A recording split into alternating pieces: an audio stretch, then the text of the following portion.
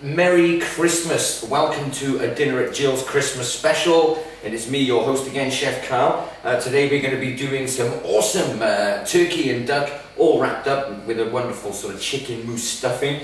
We're going to cook that in what we call sous vide. Okay, now sous vide is sort of cooking under pressure, and under pressure but on a very gentle low heat setting. All right, so it's not not pressure cooking, so to speak, where you've got a high temperature in there and you're keeping it under pressure to cook it quicker. We're actually going to cook this slow over a long period of time, and we're going to cook that in a vacuum sealed or airtight sort of wrapping, but I'm going to show you how to do that with some Glad wrap.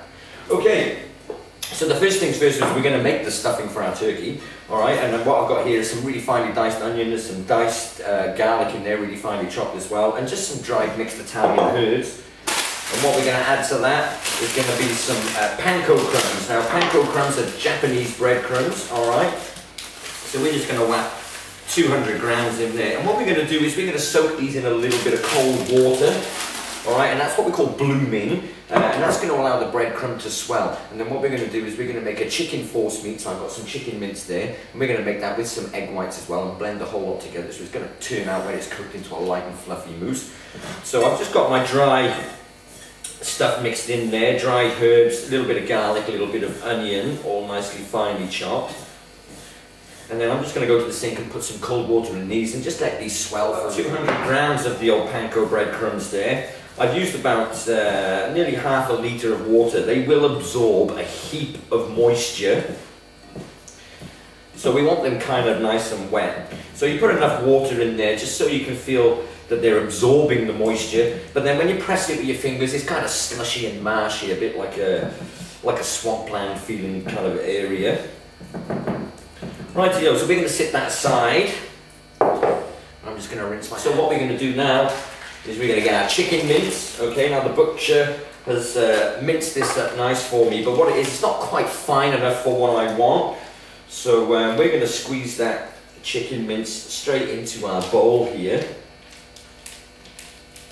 Wonderfully bloomed, unsoaked panko crumbs, dried Italian herbs, some chopped garlic and some finely chopped onion. I've just popped the chicken mince in there now as well. So what else do I want?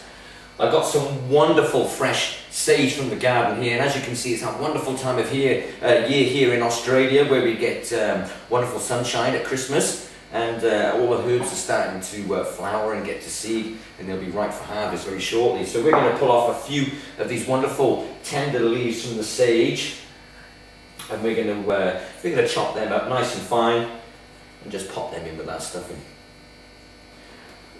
But you know what, I think I'll keep the floury bits just to look nice on the table when we have our dinner later on. So as you can see, my sage leaves, I'm just going to press them all together like that and then cut down really fine and really fast. Got that sage, it's nicely chopped. We're just going to put that in, sprinkle that straight into our stuffing mixture. Now what we're going to do is we're going to start cracking some eggs in here. So I've got a little bowl here just on the side. And what I'm going to do, I'm only going to use the egg whites in this stuffing, okay? So I'm going to save my yolks and we're going to use them and add them later on when I make this wonderful black forest cake for dessert. The quickest way to separate an egg that I find is I just crack it, and if you're able to crack one egg open in the one hand, just drop it into your fingers like that and just let the egg white fall straight through, and then pop the yolk into a separate container. Okay, so I'm just going to put my yolks aside, and we're going to use them a little bit later on in our black forest cake. So we've got all our wonderful ingredients in here now, those panko crumbs, the mixed herbs, the garlic, the onions, some chopped fresh sage, the chicken mince. So what we're going to need to do now is we're going to need to season this quite highly as well, because don't forget those breadcrumbs are going to be fairly flavourless. So we're going to want to inject a lot of flavour into there, as you can see. So in with my favourite, the freshly ground black pepper. And then we're going to put a twist of lovely freshly ground Saxa sea salt in there. And then what we're going to do is we're going to get this all mixed in by hand, and I'm going to give it a quick twist on the old stick blender then, just to make sure it's nice and fine.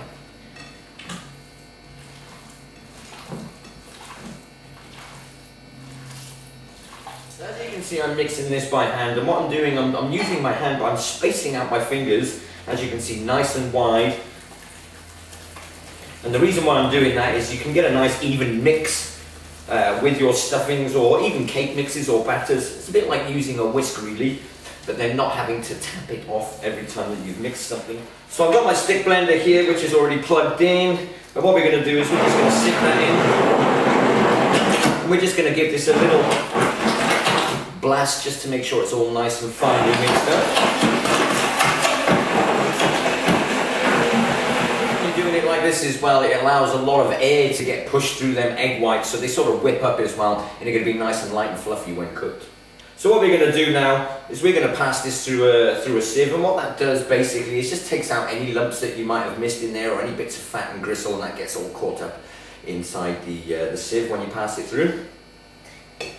Alright, so now we're getting to start butchering up our meat. So I've got our turkey breasts here. The butcher has already boned these for me, which is very kind, and he's actually rolled these up. But what I'm going to do is I'm going to undo all of that wonderful work that the butcher's done there, and I'm going to untie all of this because I want to open this breast right out so that we can stuff it nice and easy and have it all in one piece ready for eating. Now with turkey there's a lot of sinews in there, so what you want to do before you start actually preparing the meat for eating, if there's any nice or horrible sort of tough sinews on there, just sort of trim them off and throw them in the bin, or if you're making a stock you can just chuck them in your stock pot. Still a little bit of flavour in there, although it's not so nice to eat.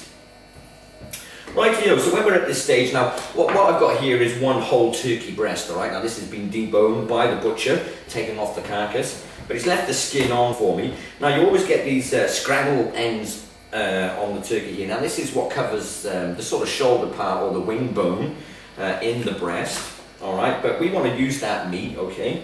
But what I'm going to do is, I'm just going to, as you can see, just make a few incisions on the meat there, and I'm just going to start taking the skin away from the meat, alright? Because what I want to do is, I want to peel this skin back, because what I'm going to do is I'm going to wrap this up when I finish stuffing it, but I'm going to wrap the skin inside out so we get all them wonderful flavours and caramelization going on. So I'm just taking these parts of the meat off the skin and trying to keep it as well whole and all as one piece.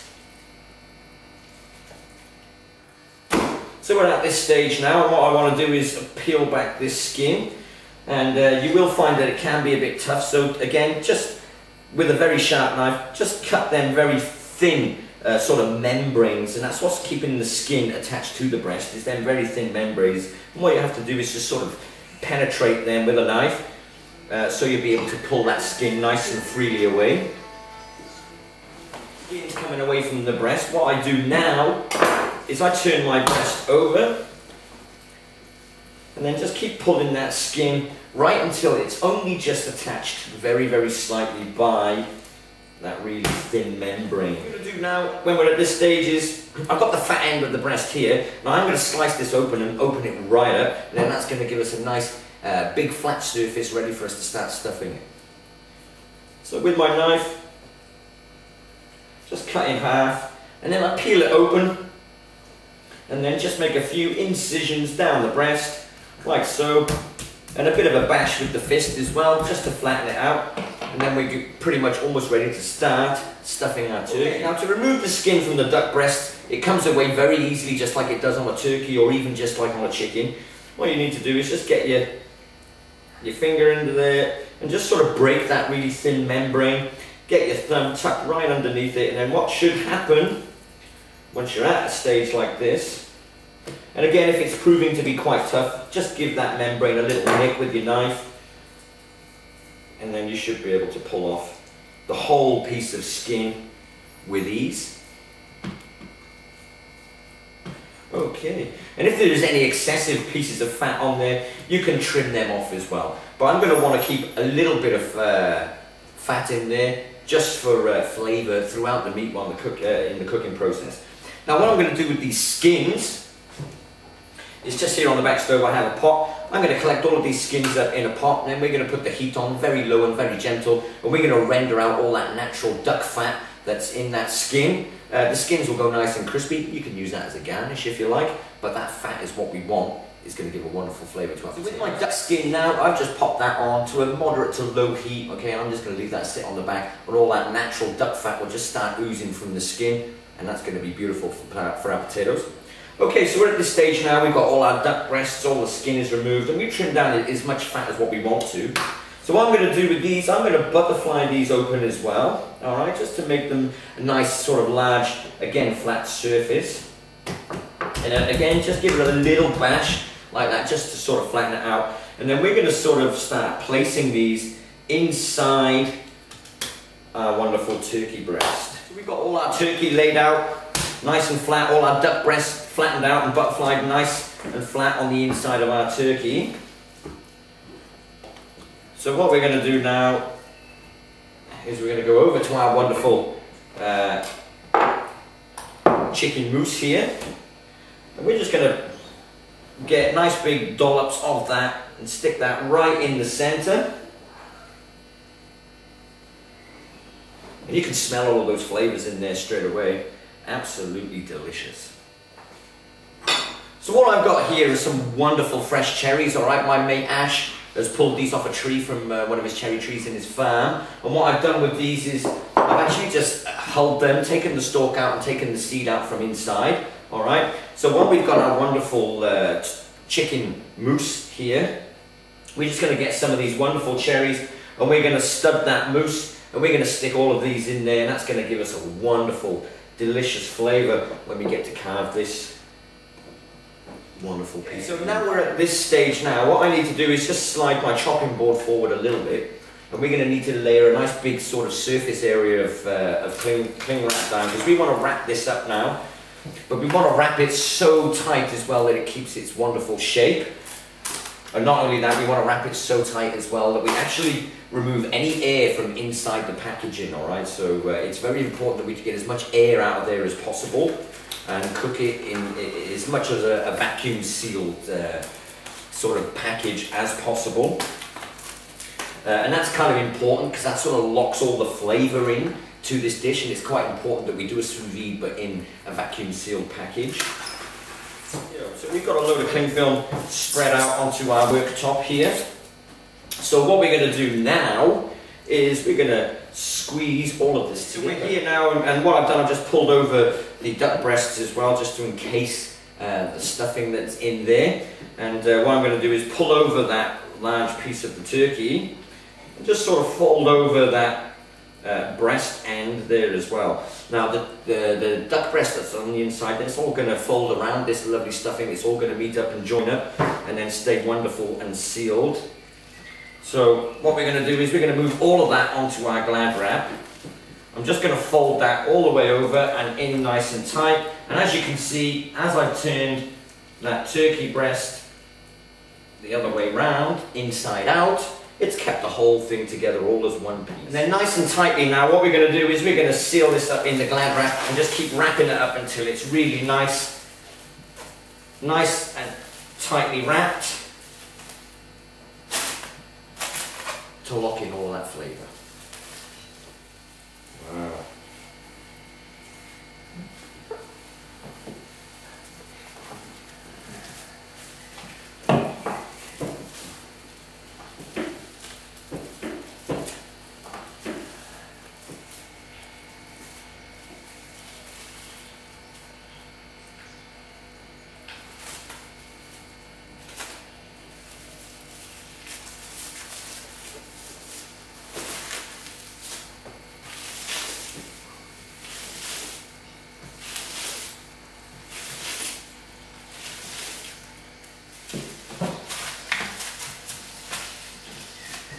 Okay. Alright, so now we have our turkey all wrapped up into this wonderful log. Now just on the side here I've got my wonderful slow pressure cooker that's been ticking over now. We're going to drop this now straight into the water and we're going to check the temperature on this. And hopefully that's around about 60, 65, maybe 70 degrees. So what I've got here is a digital thermometer. And I'm just going to take that and just pop it into the water and just get a rough reading of what temperature my water's at. If it's too low, then I'll turn the heat up a little bit. If it's too high, then I'll turn it down. Or even just add a cupful of cold water just to take out that little bit of temperature. Now this is running a little bit low for me now, so what I'm going to do is I'm going to turn that up to high. I'm going to pop my turkey straight in there, make sure it's covered with water, put the lid on, and I'm going to let that cook for a few minutes. I'm going to move on to our wonderful Black Forest cake. So I've got 6 whole eggs in here with about 400 grams of raw caster sugar. And what I've got here as well is half a dozen egg yolks. So I'm just going to bang them straight in like so.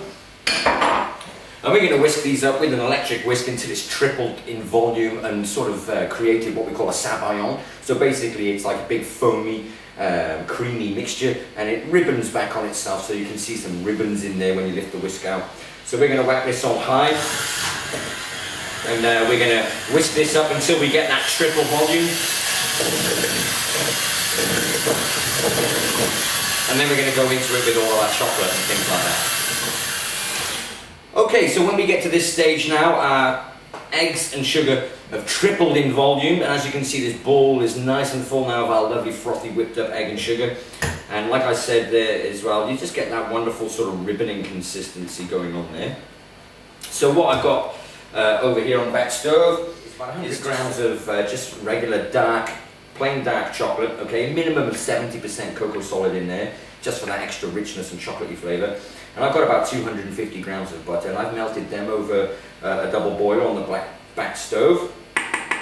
So what I'm going to do is we're going to add this in, and we're going to whisk this in very slowly into our egg mixture, alright? So we're just going to use like setting 1 on the whisk, and just going around. We're going to add this chocolate and butter very, very slowly to our light egg mixture, trying to keep as much of the volume, air volume in there as possible. So in we go with a little bit more. Try not to add this too quickly as well, because you might find that it'll sink straight to the bottom of your cake mixture and it won't be incorporated right the way throughout the cake mixture. Kept all of the volume, or pretty much nearly all of the volume in there. And what we're going to do now is we're going to add our flour and cocoa powder, and I'm putting extra cocoa powder in there just to give it that real rich dark chocolate flavour.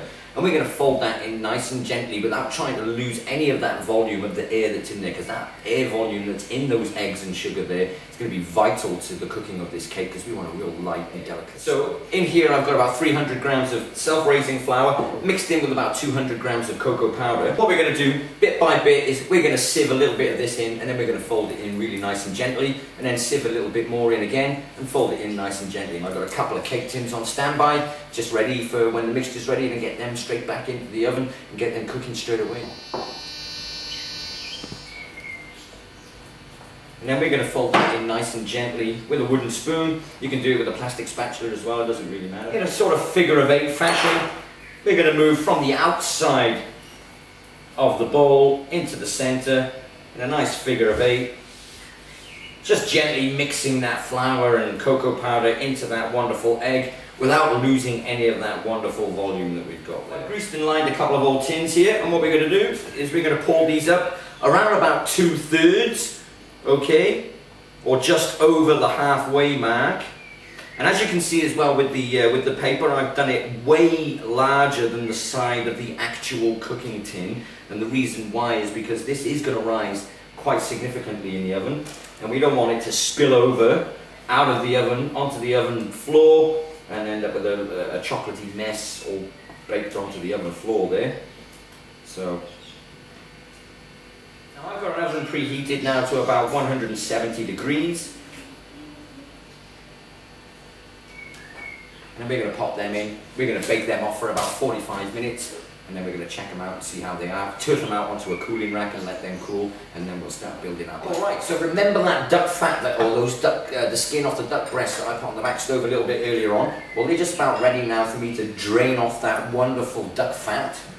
Alright, so as you can see here anyway, that fat is nicely rendered. It's all nice and clear, and all that's left in the bottom is a little bit of sediment left in the bottom of the pan and just those wonderful crispy duck skins. Now I could probably get a little bit more fat out of this if I just left it sat there for a little bit longer, but this is just enough for what I need, and it's going to be for my roast potatoes and my roasted vegetables. So what I'm going to do is just pour off some of that wonderful rendered duck fat. I'm going to pour that off into a separate jug because I want to use this saucepan again. And then what I'm going to do is just discard of these crispy bits of duck skin in there. Or if not, if you like to eat that kind of thing, it's wonderful. Put a pinch of salt over it. It's nice and crispy and it's really, really flavoursome. Alright, so we're going to set our duck fat aside to cool. But not cool too quickly because we're going to be getting our roasted veggies in the oven. Go on to the cherry component now of our Black Forest cake, and what I've got in here is about 150 grams of caster sugar and about 100 millilitres, maybe 150 of just plain water. And I've got my cherries here. I've got quite a few. It's about 600 or 700 grams there, maybe, all de-stoned as well. So I've taken all the stones out of them cherries, and we're going to cook this down into like almost like a jam. All right. But what I have done as well, I'm just going to pop all my I've de-stoned but left aside, and I've left a little stick on them as well, and we're going to use them for a bit of a garnish later on when we start constructing our cake, or when we complete it. So what I'm going to do, I'm going to put these on the back stove on a medium to high heat, okay? So I want that sugar to bubble, but I want them cherries to sort of cook down a bit as well, and that sugary syrup to turn into a nice jammy consistency. So in there for a bit of flavour, I'm going to pop a good sprinkling of just some ground cinnamon. And then we're going to give this a bit of a slug of Cointreau as well. Alright? Because Cointreau gives a wonderful, rich, real sweet, orangey type of flavour. So it's almost like we've got like a cherry jubilee action going on here in the pan. So I'm going to pop these on, and we're going to cook these for about 40 minutes on a medium to high heat. And I'll show you exactly what they look like. Okay, so everything is now ticking over lovely in the oven. So we're going to need to start roasting off our vegetables. So I've got a wonderful little bag of gourmet potatoes here. We're going to roast these off in that wonderful duck fat. Also, we've got some pumpkin there, a little bit of yellow squash, a little bit of zucchini, and a few other bits and bobs. But first of all, we'll start off with our potatoes because they take the longest to cook. And then I think we'll chuck in the carrots. And then towards the end, we'll bung in all the rest. Okay, so I've just gone into our oven now and pulled out our last Black Forest cake, or the base of. And what we're going to do just to test to see if this is cooked properly is we're going to take a toothpick or a wooden skewer, you know, you can get them longer ones, or a toothpick, and we're just going to stab that right in the centre of our cake, and then we're going to pull that out. And if that toothpick comes out and there's no crumbs or no smudge marks or anything left on it, then we know for a fact that our cake is nicely fully cooked. Okay, so our cake is fully cooked, so what we're going to do is just remove the outside paper casing. And just over here I've got a cooling rack, and I've got one other piece of cake here that's been cooling for a little while. So what we're going to do is I'm just going to turn out our cake onto our cooling rack upside down, and the reason why I do that, and it sort of presses down the top part, because sometimes on a cake it'll dome over a little bit, so I always turn my cake out upside down onto the cooling rack just so it sort of flattens it down, and then it'll be nice and even for when we want to cut the cake. And then what we do, just to start the cooling process and get it cooling quite rapidly, is we take off then the bottom piece of the greaseproof paper, and then that will allow all of that natural steam just to come out from the base of the cake, and it should be cooled in about 15 or 20 minutes, and then we can start building our wonderful Black Forest. Now we're going to start building our Black Forest cake. Alright, so the first thing we need to do is cut our cake rounds. Right here, now I'm going to build this like a Gateau, okay, so I'm going to have 3 layers in mine. So what we're going to do is, I've got the first sponge cake here, with a long serrated edged blade. I'm just going to go pretty much to where the crease is on the top of the cake, and then we're going to take our flat knife and just slice that all the way, nice and flat, and then just sort of remove that top crust there, and that will open up our wonderful sponge on the inside. And then what I've got here is some Grand Marnier, just neat with a pastry brush. And then what we're going to do is we're just going to give that a nice light brushing. Now for this, ideally you'd use Kirsch, which is like a cherry flavoured German liqueur, because predominantly the Black Forest cake is cherry flavoured. And just to make sure that cake is wonderful and moist in the centre. Okay, so we've got our first top, and then what we're going to do is go down about halfway and just start cutting slowly, nice and evenly all the way across the cake. And then we're just going to slide one disc over to the next. And again, with our Grand Marnier. We're going to give that a wonderful good soaking while it's still warm as well, because it does absorb more of the liqueur when it is warm. All right, but I will say don't do this whilst it's hot, because you might find that your cake will start falling apart if it is too hot. When you start building these types of cakes and gâteaux, always do it on the dish that you're going to present it on, all right? Because then you haven't got to try and fiddle and remove it from the dish that you made it on to the dish that you're serving it on. So we've got a nice round dish. Always make sure that the dish is significantly larger than the cake that you're making. We're going to take our bottom base and just put that on there, and again give it that awesome soaking of Grand Marnier.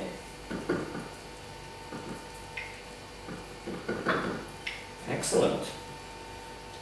That is now nice and wet. And whilst the other two pieces are still on the cooling rack, I'm just going to give them again another soaking, and then we can start building with our cherries and our cream. Okay, so now we're getting to the crucial stage of building our Black Forest cake. So I've got some whipped cream. What I've done, I've put some in a piping bag and I've set that aside, and we're going to use that for decorating, or what we call garnish. And the rest of the whipped cream here, I'm just going to take a dollop and just whack that right in the middle of our cake. And it doesn't need to be too thick, this layer, all right? It's just a little bit so the cherries will stick to it and so the cake won't wobble around when you're building it.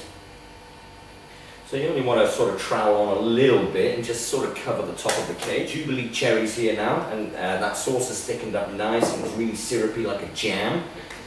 So we're going to take a nice spoonful of this, and we're going to put these on sort of evenly spaced out, okay? So we don't want any large lumps in there.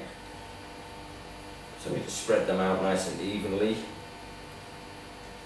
over the cake, and I can really smell that cinnamon in there, you know, it's absolutely fantastic.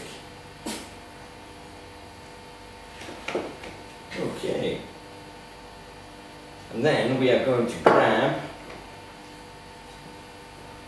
another slice of cake and do it all over again. Okay. So what I've done, I've used the base on the larger cake and the base on the other cake as well. I'm going to use them for the top and the bottom because they'll be the most firmest pieces.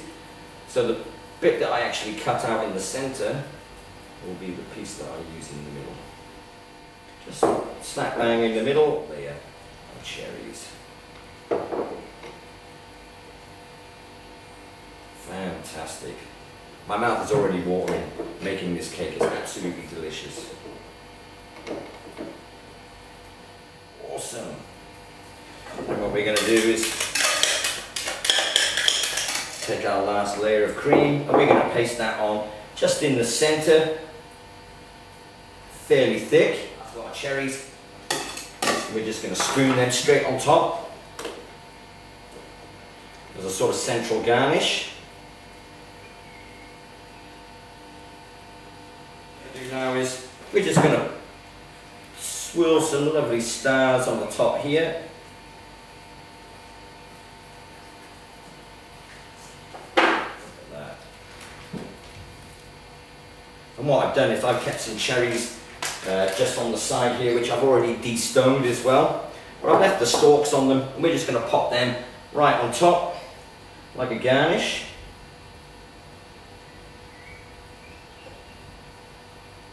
This could quite possibly be the best Australian Black Forest cake. Fantastic. A simple, sweet but elegant dish. Perfect for Christmas. So we're just going to leave that now off on the side. What you can do, you can paste up if you wanted to with some cream, or you can pipe some cream around the outside, but what we're going to do is I'm just going to get some lovely dark chocolate now later on, just as we're about to serve dinner, and I'm just going to shred that over with my microplane so we get that wonderful nice fine dusting of chocolate, and I reckon we'll be good to go. Okay, so we've just gone into our slow cooker, our pressure cooker now, and we've pulled out our turkey, which has been cooking in the sous vide. Sous vide being under pressure, alright, under the pressure of water. Now feeling that feels quite firm, and I'm hoping that's going to be cooked on the inside. I've just taken the core temperature, and that's telling me that it is.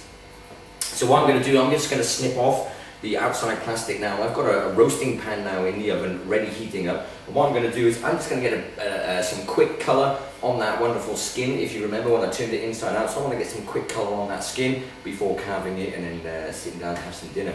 So we're nearly there. So what I'm going to do is very gently just snip away at the Glad wrap that I wrapped the turkey up in. And you have to be fairly gentle when you do this as well, because you don't want it to spring open too quick, because then you might lose the shape that you've created. Awesome. I've got our roasting pan now. I'm not going to add any extra oil or anything to this now. I'm just going to grab our wonderful piece of turkey.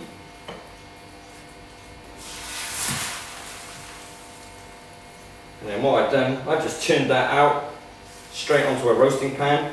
And I'm going to turn it again, skin side down. So I want all of that wonderful skin to go nice and crispy and brown.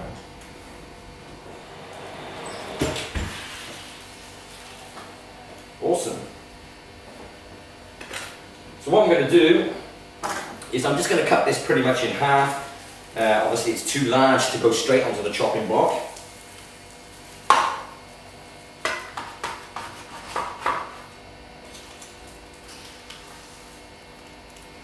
Delicious. And as you can see in there, we've got that wonderful cherry stuffing that I made earlier on. We've also got that superb duck breast in there and the wonderful crispy skin on the outside. So I'm just going to clamp that together nice and tight with my tongs, and we're going to carve these down into nice thick slices.